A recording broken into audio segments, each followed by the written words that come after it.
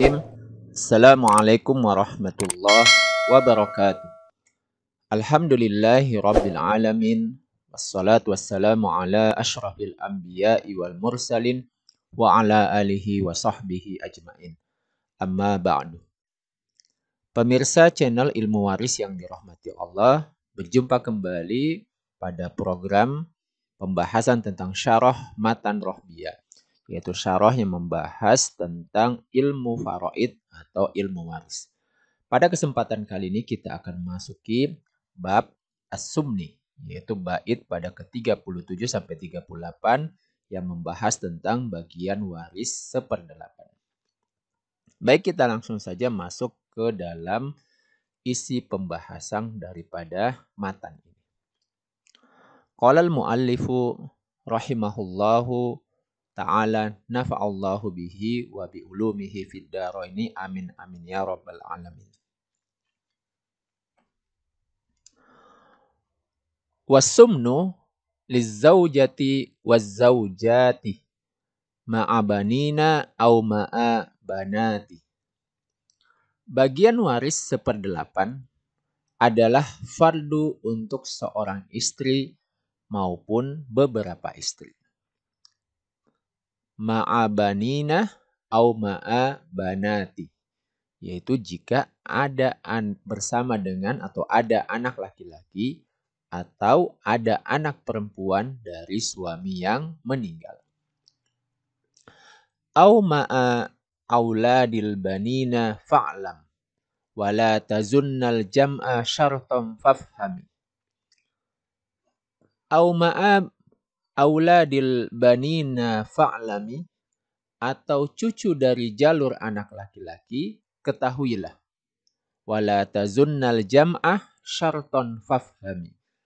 Jangan engkau kira bahwa penggabungan semuanya, yakni adanya anak laki-laki, kemudian ada anak perempuan, lalu kemudian ada cucu, yaitu dari jalur anak laki-laki, baik cucu laki-laki maupun cucu perempuan, dari jalur anak laki-laki, itu adalah sebagai syarat. Maka pahamilah.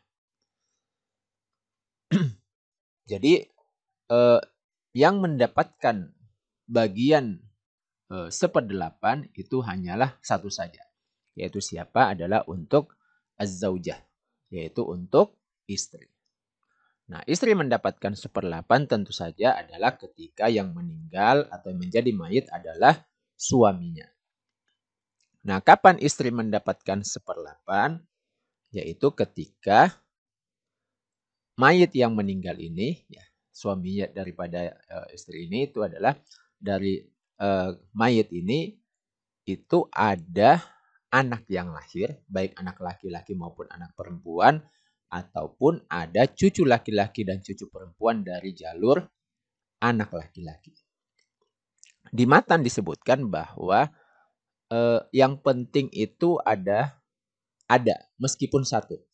Jadi tidak disyaratkan harus semuanya harus ada. Jadi meskipun satu yang ada, misalnya hanya ada satu anak perempuan atau hanya ada satu anak laki-laki atau hanya satu cucu laki-laki dari anak laki-laki, maka itu sudah cukup menjadi syarat istri mendapatkan seperdelapan. Nah, kemudian seperdelapan ini adalah untuk istri. Jika istrinya satu, maka seperdelapan ini untuk satu istri. Jika istrinya lebih dari satu, maka seperdelapan ini dibagi rata sesuai dengan jumlah istri. Kita ambil contoh kasus ya. Misalnya contoh kasus, ada seorang laki-laki yang meninggal dunia. Laki-laki ini adalah tentu saja suami. Kemudian ahli warisnya adalah seorang istri, kemudian seorang anak perempuan, dan seorang saudara kandung laki-laki. Nah, kalau kita buatkan dalam bentuk bagan, maka dari mayit ini suami, itu kemudian ahli warisnya yang pertama adalah istri, lalu kemudian ada satu orang anak perempuan, dan seorang saudara kandung laki-laki. Nah, berapa bagian porsi untuk istri? Istri mendapatkan seperdelapan. Kenapa? Karena ada keturunan daripada mayit yang hidup. Nah, keturunan dari mayit ini itu tidak mesti lahir dari perkawinan dengan istri yang hidup ini. Kenapa? Boleh jadi sebelumnya katakanlah dia sudah menikah dengan wanita yang istri pertama, katakanlah istri pertama dia punya anak, lalu kemudian menikah dengan istri yang kedua. Istri yang pertama tadi sudah meninggal, sudah wafat, lalu menikah dengan istri kedua, katakanlah istri kedua tidak punya anak. Maka tetap dikatakan dia memiliki anak, karena yang wafat adalah suami. Jadi pada kasus ini, istri mendapatkan 1/8, kemudian anak perempuan mendapatkan setengah.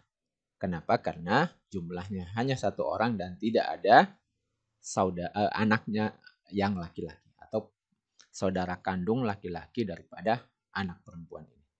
Karena kalau di sini ada anak laki-laki maka bagiannya bukan setengah, tapi maka akan menjadi asobah bil ghairi bersama saudaranya. Kemudian saudara kandung laki-laki ini akan mendapatkan asobah, yaitu sisa dari setelah pembagian untuk istri dan anak perempuan, kemudian sisanya untuk saudara kandung laki-laki, yaitu asobah. Demikian pemirsa channel Ilmu Waris yang dirahmati Allah. Semoga pembahasan ini bisa bermanfaat bagi kita semua.